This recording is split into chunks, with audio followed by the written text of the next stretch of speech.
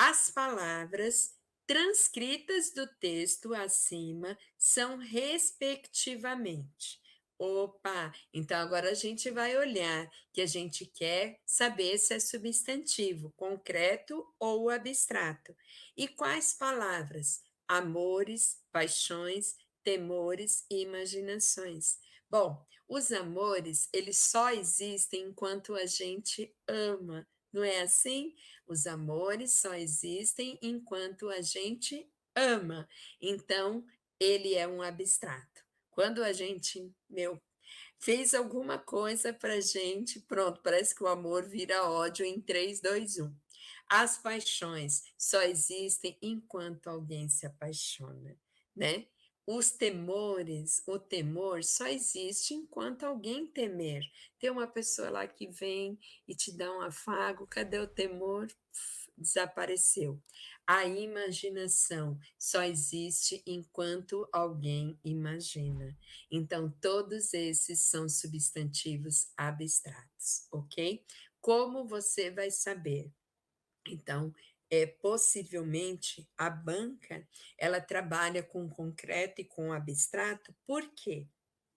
Porque foi ensinado, né, que tudo que a gente tocava era concreto e aquilo que a gente não toca é abstrato. Mas não. Então, por exemplo, Deus, eu nunca toquei em Deus, mas ele é concreto, né? Seria um substantivo concreto. Por quê? Porque ele não só existe enquanto Deus, não, né? A fada do dente é concreto. Por quê? Porque a fada do dente não existe só enquanto é fada do dente, não, né? Então tem essa diferença aí, e aí a gente tem o substantivo e a questão é mais ou menos nesse formato para vocês saberem. Dor orofacial refere-se à dor associada aos tecidos moles mineralizados da cabeça e do pescoço. Academia Americana de Dor Orofacial 2010. Tendo como causas mais comuns dores odontogênicas, seguidas das disfunções temporomandibulares e DTMs. Essa disfunção é um tipo de dor. Essa disfunção é um tipo, tá faltando acento, né? É um tipo de dor orofacial definida como um conjunto de distúrbios que envolvem os músculos mastigatórios, a articulação temporomandibular e as estruturas associadas. Em geral, as DTMs decorrem de doenças benignas em diversos níveis de complexidade, mas não se pode descuidar da possibilidade de doenças graves como causas. Fields, 95. Quer dizer, um textão, né, para, no final, perguntar o seguinte: os principais fatores de risco da TPM são, né? Gente, só dá uma pausazinha aqui que eu lembrei muito da professora de português, professora Ruth. Eu acho que é professora de vocês. Eu adoro a professora Ruth. E uma das diquinhas que ela dava pra gente, na época eu era aluna, fui aluna dela, no concurso lá de 2018. Ela falava assim, gente, quando vocês já estiverem cansados de ficar lendo muito textão, vocês já vão para o último parágrafo do enunciado, que geralmente o último parágrafo do enunciado é o que eles querem que vocês respondam. E aqui, ó, pum, batata, né? Bastava só esse enunciado, os principais fatores de risco da DTM, tá? Então já fica a diquinha aqui da professora Ruth, que eu também endosso aqui. Se vocês estiverem cansados, porque a gente assim ensina também vocês as diquinhas não só para resposta, né? Mas de uma forma inteligente, vocês já também não se cansarem durante a prova. Então leem lá a parte finalzinha e falam, nossa, professor, já não estou mais nem pescando o que estão perguntando aqui. Leia ali o enunciadinho, o finalzinho do enunciado e vai, tá? Então, os principais fatores de risco das DTMs. Então, a gente tem fatores psicossociais e genéticos, trauma, fatores anatômicos, que são os esqueléticos, e fatores fisiopatológicos, doenças sistêmicas, então a gente tem as doenças degenerativas, infecciosas metabólicas, neoplásicas, neurológicas, vasculares e reumatológicas, doenças locais, como alteração na viscosidade do líquido sinovial, pressão intraarticular aumentada, estresse oxidativo, etc. E histórico de doença periodontal e endodôntica. Então, desses 4 fatores aqui, Quais vocês acham que são de risco para disfunção? 1, 2 e 3. Vitória, você ficou na dúvida entre o item B e C. 1 e 3. Você acha que o 2 não seria fator de risco? O que você achou? Conta aqui para mim. Tá? Porque, trauma pode ser, né? De repente, o paciente, principalmente aqueles pacientes que caem com o queixinho no chão, aí você fala, não foi nada. Mas, gente, quando a gente cai, o impacto quando a gente cai no queixinho no chão, ele vai direto lá do meu côndilo lá na fossa mandibular, tá? Pode lá para frente causar alguma doença degenerativa, sim. Igual quando o pacientezinho também bate o dentinho lá na frente, o dentinho pode ficar escurecido e mais para frente tem que fazer canal, tá? Então, o trauma pode sim ser um fator de risco, tá bom? Fatores anatômicos? Pode, de repente, por exemplo, o paciente nasceu, por exemplo, com um côndilo um pouquinho menor do que o outro, né? Simplesmente não teve nenhum problema fisiopatológico para diminuir mais um lado do que o outro, simplesmente assim, tá? Aí essa diferença, o paciente vai ter problema na hora de mastigar e tudo mais. Então, problema anatômico, sim, pode desencadear um risco para disfunção. Um paciente está precisando tratar o canal do dente 43, ou seja, canino inferior direito. Quais os nervos que deverão ser anestesiados para que se trate o canal desse dente? Né? Qual o nervo que é responsável pela inervação pulpar do 43? Alveolar inferior. Né? E se o paciente precisa que a gente anestesie o alveolar inferior, ele vai ter que ter anestesia por lingual também para que ele não sinta nada. Então vai ter que ser aí a única alternativa possível por eliminação seria a letra C, alveolar inferior e o nervo lingual. Os demais têm relação aí mais com tecido mole do que com a anestesia pulpar do dente em questão. O paciente necessita realizar a extração do elemento 16. Desta forma, o cirurgião deverá anestesiar quais nervos? 16, primeiro molar superior à direita. Alveolar superior posterior, palatino maior e nasopalatino. Nasopalatino não vai precisar, né? Alveolar superior médio e palatino maior. Médio para molar, pode ser, mas não somente, né? Alveolar superior posterior e palatino maior. Alveolar superior posterior e médio e palatino maior. É o correto, completo, letra D. Alveolar superior posterior e médio e palatino maior. Considerando aí que o paciente tenha o nervo alveolar superior médio, anatomicamente falando. Das técnicas de injeção para bloqueio do nervo mandibular de Vazirana equinose, recomenda-se calibre da agulha 25 ou 27, comprimento agulha longa. Calibre da agulha 25, agulha curta, agulha longa.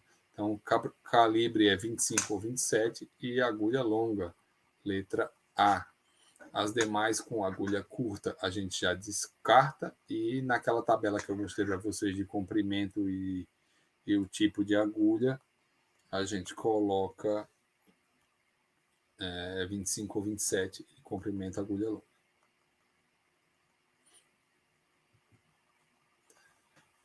Não é uma das típicas características da anestesia de bloqueio do nervo bucal, tecnicamente difícil, alta taxa de sucesso, possibilidade de dor se a agulha tocar o periósteo durante a injeção, é contraindicado em caso de infecção e inflamação na área. Com certeza a única coisa que não é aí é difícil. Letra A. A técnica de anestesia do bucal é mais superficial e simples a se realizar, que a gente mostrou ali na região vestibular dos molares inferiores. Para a realização de exodontia do elemento 25, superior, segundo molar superior esquerdo, segundo pré-molar. Quais são os nervos que deverão ser anestesiados? Alveolar superior médio esquerdo e nervo palatino esquerdo. Alveolar superior posterior esquerdo e nervo palatino esquerdo. nervo bucal e nervo lingual, nervo alveolar superior posterior esquerdo e nervo nasopalatino. Resposta: nervo alveolar superior médio esquerdo e nervo palatino esquerdo, já que se tratam de pré-molar. Sobre as possíveis complicações que podem ocorrer decorrentes de erros durante as técnicas anestésicas, podemos citar: o hematoma causado por solução anestésica pode trazer graves consequências, como grandes aumentos de volume e alterações de coloração irreversíveis. Não, normalmente hematoma nunca é irreversível, né? A parestesia por traumatismo é mais comum na exodontia de terceiros molares inferiores. O trismo é uma complicação bem comum e é o aumento da capacidade de abertura e movimentos mandibulares. Não, é o oposto, né? Paralisia do nervo facial é uma das complicações mais comuns. Errado. A única resposta possível é que a parestesia por trauma é mais comum em exodontia de terceiros molares inferiores. Sobre as técnicas de anestesia do nervo alveolar inferior, podemos dizer que, durante a realização do bloqueio anestésico do alveolar inferior, algumas lesões podem ser causadas, sendo o nervo bucal mais comumente atingido. Definitivamente o nervo bucal é mais de boa, né? Não. A anestesia deste nervo alveolar inferior promove o bloqueio da sensibilidade dolorosa nos dentes inferiores contralateralmente ao lado da injeção da solução, não contralateralmente, ipsilateralmente, que é no mesmo lado. O sucesso da anestesia está ligado à proximidade da ponta da agulha ao forame mandibular no momento da administração da solução anestésica local. Letra C até agora é a mais adequada. Após injúria à artéria ou veia alveolar inferior, são incomuns o aparecimento de hematomas. Pelo contrário, se injuriou a artéria ou veia, a chance de aparecer hematoma é comum. Resposta correta. Letra C. O sucesso da técnica de Halsted, ou tradicional, ou ptérigo-mandibular, é associado à proximidade da ponta da agulha com o forame da mandíbula no momento da anestesia local.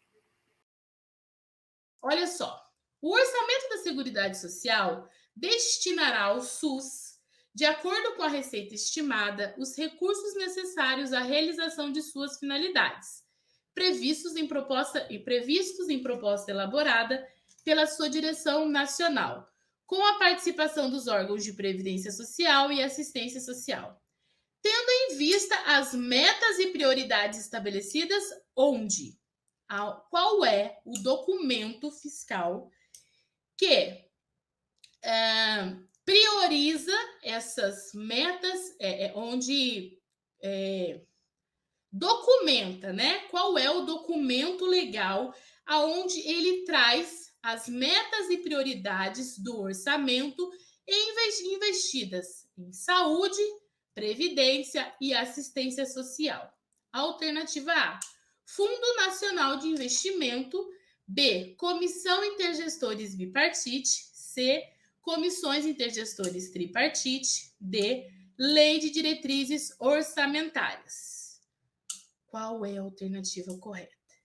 Vamos pensar no seguinte: comissões intergestores bipartite e tripartite, que nós vamos ver daqui a pouquinho, são fóruns de pactuação e negociação entre os três entes federados, União, estados e municípios no tripartite, e também fórum de negociação e pactuação entre os dois itens federativos, estados e União, bipartite.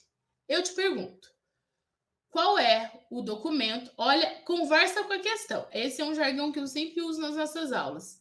Converse com a questão. Olha o que a questão está te falando. Ela afirma que o orçamento da Seguridade Social destinará ao SUS. Ok, o orçamento da Seguridade Social vai mandar um dinheirinho lá para o SUS. De acordo com o quê?